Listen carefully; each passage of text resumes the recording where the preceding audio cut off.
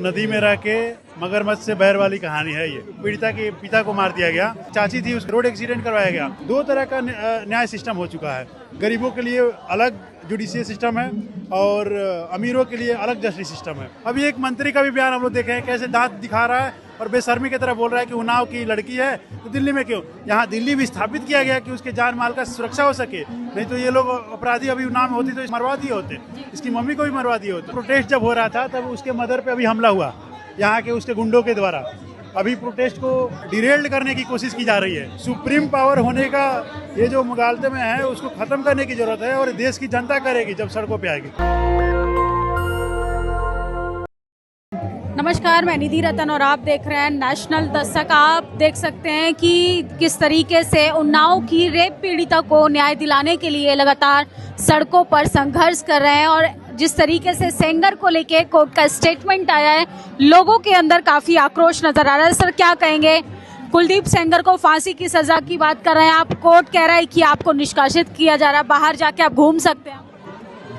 देखिए, ये जो पूरा मामला है, मतलब नदी में रह के मगरमच्छ से बैर वाली कहानी है। ये मैं लंबे समय से परिवार को जानता हूँ और ये जब घटना हुआ 2017 में तो इस परिवार को तोड़ने की पूरी कोशिश की गई। ये पीड़िता के पिता को मार दिया गया और उसके जो परिवार के बैकअप थे, चाचा, उनके बिजनेस को ख़त्म किया गया। जो दिल्ली में बिजनेस करते थे उनके परिवार को ख़त्म किया गया। उनके वाइफ को मारी गई, जो इसकी चाची थी, उसको रोड एक्सीडेंट करवाया गया और वो फर्जी केसेस उसके ऊपर लगा के उनको सज़ा करवा के 9 साल से अभी वो जेल में है। उनकी बेल तो हो नहीं पा रही है।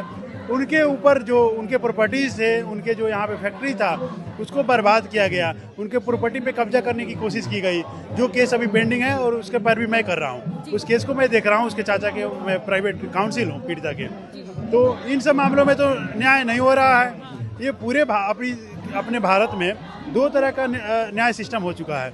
गरीबों के लिए अलग जुडिशियल सिस्टम है और अमीरों के लिए अलग जस्टिस सिस्टम है। जी सर, पहले जब हम कानून की बात करते हैं तो कानून की बात करने से हमें एक प्रोटेक्शन फील होता है, लेकिन देश में आज हालात ऐसे हैं कि रेपिस्टों को प्रोटेक्शन दिया जा रहा है। रेप पीड़िता सड़कों पर बेचारी आंदोलन कर रही हैं। कैसे चीजें चेंज होंगी? ये पूरा देश को सोचने की जरूरत है।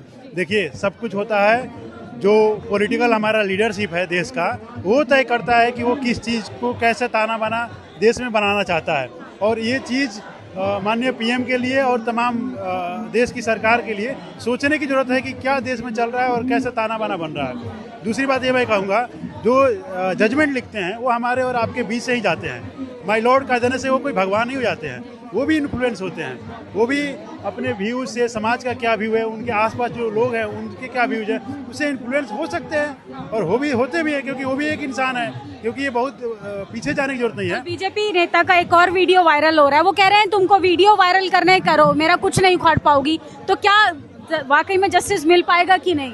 वकीलों तक को मार दिया जा रहा है। ये मैं किसी पार्टी विशेष का नाम नहीं लूँगा, थोड़ा सा मैं परहेज करूंगा, लेकिन ये प्रदर्शित करता है और तुरंत उस पार्टी के जो शीर्ष नेतृत्व पे लोग बैठे हैं उनको इस पे कार्रवाई करना चाहिए और तुरंत सख्त कार्रवाई करके उसको पार्टी से निष्कासित करना चाहिए। अभी एक मंत्री का भी बयान हम लोग देखे हैं, कैसे दांत दिखा रहा है और बेशर्मी की तरह बोल रहा है कि उन्नाव की लड़की है तो दिल्ली में क्यों। उस लंपट को ये नहीं पता है कि उन्नाव की इस बेटी को ऑनरेबल सुप्रीम कोर्ट के गाइडलाइन से उसको हिफाजत हो सके, यहाँ दिल्ली भी स्थापित किया गया कि उसके जान माल का सुरक्षा हो सके, नहीं तो ये लोग अपराधी अभी उन्नाव में होती तो इसको मरवा दिए होते, इसकी मम्मी को भी मरवा दिए होते। तो कैसे कुलदीप सेंगर को आप कह रहे हैं फांसी की सजा होनी चाहिए, प्रोटेस्ट कर रहे हैं लगातार, ब्रजभूषण जैसे लोग उनके फेवर में वीडियो जारी कर रहे हैं?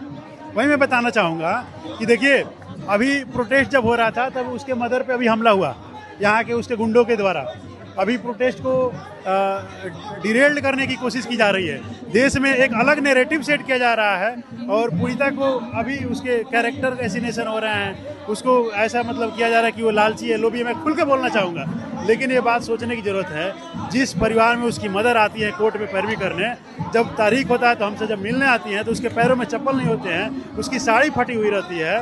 वो इंसान जो सब कुछ अपने बर्बाद कर दिया, परिवार बर्बाद कर दिया, उसके चाचा के जो बिजनेस थे वो ध्वस्त हो गए, कर्ज लेकर वो खा पी रहे हैं, जी रहे हैं। वैसे लोगों पे ऐसे लांछन लगाया जा रहा है, वो भी सरकार के मंत्रियों द्वारा, विधायकों द्वारा। इसमें तो सख्त सख्त कार्रवाई करके पार्टी से निष्कासित किया जाना चाहिए और उनके ऊपर और भी सख्त कार्रवाई करनी चाहिए कि आने वाले दूसरे नेताओं को सबक मिल सके कि अगर आप पॉलिटिकल पावर में आ गए तो आप कोई माई बाप नहीं हो जाएंगे और कुछ भी अपने मन से नहीं कर सकते हैं। ये देश रूल ऑफ लॉ से चलेगा, कानून से चलेगा, संविधान से चलेगा और उस एमपी एमएलए का भी उतना ही अधिकार है जितना एक आम आदमी का अधिकार है। इस तरीके से हम कह सकते हैं कि आम आदमी का भी उतना ही अधिकार है जितना एमपी एमएलए का अधिकार है। तो वो कोई सुप्रीम पावर होने का ये जो मुगालते में है उसको खत्म करने की जरूरत है और देश की जनता करेगी जब सड़कों पर आएगी।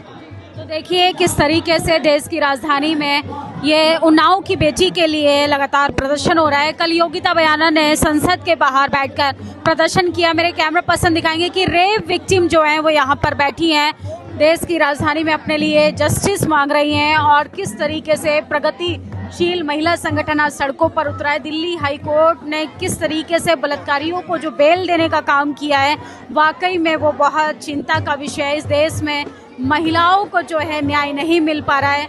किस तरीके से सत्ता का गठजोड़ बलात्कारियों के साथ है और महिलाएं जो हैं वो अभी भी आज़ादी के 78 साल बाद भी अपने लिए जस्टिस के लिए, अपनी सुरक्षा के लिए सड़कों पर आकर उनकी पीड़ा कोई सुनने के लिए तैयार है। आप लोगों की क्या प्रतिक्रिया है, इस खबर पर अपनी राय जरूर दीजिएगा। शुक्रिया। दस्तक की आपसे गुजारिश है कि अगर इसको बचाना चाहते हैं तो नेशनल दस्तक को सब्सक्राइब करने के लिए रेड कलर के सब्सक्राइब बटन को दबाएं, फिर बेल आइकन की घंटी दबाएं। नेशनल दस्तक को बचाने के लिए बहुत जरूरी है कि हर खबर को शेयर करें, लाइक करें, कमेंट जरूर करें।